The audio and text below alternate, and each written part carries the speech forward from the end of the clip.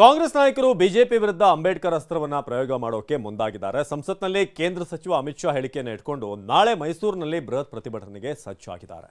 ಮತ್ತೊಂದು ಕಡೆ ಮಾತಿನ ಬಡಿದಾಟ ಜೋರಾಗಿದೆ. मान्यवर अभी एक फैशन होगा है अंबेडकर अंबेडकर अंबेडकर अंबेडकर अंबेडकर अंबेडकर। इतना नाम अगर भगवान का लेते तो 7 जन्मों तक स्वर्ग मिल जाता। ಸಂವಿಧಾನದ ಬಗೆಗಿನ ಚರ್ಚೆ ವೇಳೆ ಲೋಕಸಭೆಯಲ್ಲಿ ಕೇಂದ್ರ ಸಚಿವ ಅಮಿತ್ ಶಾ ಮಾತನಾಡಿದ ಇದೇ ಮಾತು ದೊಡ್ಡ ಕೋಲಾಹಲಕ್ಕೆ ಕಾರಣವಾಗಿದೆ. ಕಾಂಗ್ರೆಸ್ ಈ ವಿವಾದವನ್ನ ಜೀವಂತವಾಗಿಡೋದಕ್ಕೆ ಮುಂದಾಗಿದೆ. ಸಿಎಂ ತವರು ಜಿಲ್ಲೆ ಮೈಸೂರಿನಲ್ಲಿ ನಾಳೆ ಸಚಿವ ಡಾಕ್ಟರ್ ಮಹದೇವಪ್ಪ, ತನ್ವೀರ್ ಸೇಠ್ ನೇತೃತ್ವದಲ್ಲಿ ಬೃಹತ್ ಪ್ರತಿಭಟನೆಗೆ ಮುಂದಾಗಿದೆ. ಇದೇ ವೇಳೆ ಅತ್ತ ಬಾಗಲಕೋಟೆಯ ರಬಕವಿ ಬನಹಟ್ಟಿಯಲ್ಲಿ ದಲಿತ ಮತ್ತು ಪ್ರಗತಿಪರ ಸಂಘಟನೆಗಳು ಬೃಹತ್ ಪ್ರತಿಭಟನೆ ನಡೆಸಿವೆ. ಅಮಿತ್ ಶಾ ಕ್ಷಮೆಯಾಚನೆಗೆ ಪಟ್ಟು ಹಿಡಿದಿವೆ.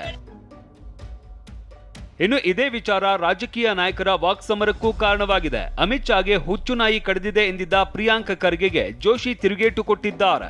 ಪ್ರಾಬ್ಲಮ್ ಅಂದ್ರೆ ಇವರ ಆಲೋಚನೆಯಲ್ಲಿ ಅಂಬೇಡ್ಕರ್ ಅವರು ಇಲ್ಲ, ಅದಕ್ಕೆ ಅಮಿತ್ ಶಾ ಅವ್ರು ಹಿಂಗೆ ಹೇಳಿದ್ರು. ಅವ್ರು ಇದನ್ನ ಖಂಡಿಸ್ತೀನಿ, ಮತ್ತೆ ಅವರಿಗೆ ಹುಚ್ಚು ನಾಯಿ ಕಡ್ದಿದೆ. ನಿಮ್ಮ ಪ್ರಮುಖರಿಗೆ ಯಾವ ನಾಯಿ ಕಡ್ದಿತ್ತು ಹೇಳ್ರಿ? ಅಂಬೇಡ್ಕರ್ನ ಅಪಮಾನ ಮಾಡಿದಾಗ ಡೆಲ್ಲಿಯಲ್ಲಿ ಅವ್ನ ಅಂತ್ಯಕ್ರಿಯೆಗೆ ಅವಕಾಶ ಕೊಡ್ಲಿಲ್ಲಲ್ಲ, ಯಾವ ನಾಯಿ ಕಡ್ದಿತ್ತು ನಿಮ್ಗೆ? ಅಮಿತ್ ಶಾ ಮೂಲಕ ಆರ್ಎಸ್ಎಸ್ ಹುನ್ನಾರ ಮಾಡಿದೆ ಅಂತ ಬಿಕೆ ಹರಿಪ್ರಸಾದ್ ಆರೋಪಿಸಿದ್ದಾರೆ. ಈ ಮಾತಿಗೆ ಪ್ರಹ್ಲಾದ್ ಜೋಶಿ ಪಂಚ್ ಕೊಟ್ಟಿದ್ದಾರೆ. ಬರೋ ಈ ವರ್ಷ ಆರ್ಎಸ್ಎಸ್ 100 ವರ್ಷಗಳ ಕಾಲ ಈ ರಾಷ್ಟ್ರದಲ್ಲಿ ಸಂಘಟಿತರಾಗಿದ್ದಾರೆ.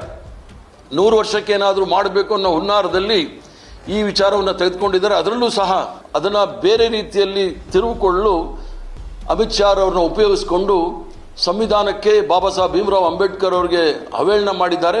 1970ರಲ್ಲಿ ಅಂಬೇಡ್ಕರ್ ಅವರನ್ನು ಸೋಲಿಸಿದವರಿಗೆ ಪದ್ಮಭೂಷಣ ಅವ್ರಿಗೆ ಯಾಕೆ ಕೊಟ್ರಿ ಅಂತ ಕೇಳ್ತಾ ಇಲ್ಲ, ನಂದು ವಿಷಯ ಅಲ್ಲ. ಆದ್ರೆ ಇವರಿಗೆ ಭಾರತ ರತ್ನ ಕೊಡಬೇಕಾದ್ರೆ ಬಿಜೆಪಿ ಬೆಂಬಲಿತ ನಾನ್ ಕಾಂಗ್ರೆಸ್ ಸರ್ಕಾರ ಬರಬೇಕಾಯ್ತು. ಇನ್ನು ಅಂಬೇಡ್ಕರ್ ಬಗ್ಗೆ ವಿವಾದಿತ ಹೇಳಿಕೆ ಮುಚ್ಚಿ ಹಾಕೋದಕ್ಕೆ ಸಿಟಿ ರವಿ ಪ್ರಹಸನದ ಕುತಂತ್ರ ಮಾಡ್ತಿದ್ದಾರೆ ಅಂತ ಡಿಕೆ ಸುರೇಶ್ ಹೇಳಿದ್ದಾರೆ. ಅವರು ಅಂಬೇಡ್ಕರ್ ಮೇಲಿನ ಹೇಳಿಕೆಯನ್ನ ಮರೆಮಾಚಲಿಕ್ಕೋಸ್ಕರ ಒಂದು ಕುತಂತ್ರವನ್ನ ಭಾರತೀಯ ಜನತಾ ಪಕ್ಷದವರು ಮಾಡ್ತಾ ಇದ್ದಾರೆ. ನಾಳೆಯಿಂದ ಅಂಬೇಡ್ಕರ್ ಅಸ್ತ್ರವನ್ನ ಕಾಂಗ್ರೆಸ್ ಬಲಗೊಳಿಸಲಿದ್ದು, ಮೈಸೂರಿನಲ್ಲಿ ಕಾಂಗ್ರೆಸ್ ಬೃಹತ್ ಪ್ರತಿಭಟನೆ ಮೂಲಕ ಬಿಜೆಪಿ ವಿರುದ್ಧ ಸಮರ ಸಾರಲಿದ್ದಾರೆ. ಇದಕ್ಕೆ ಬಿಜೆಪಿ ಕೌಂಟರ್ ಕೊಡಲಿದ್ದು ಮಾತಿನ ಯುದ್ಧ ನಡೆಯೋದು ಫಿಕ್ಸ್. Bureau report, TV9.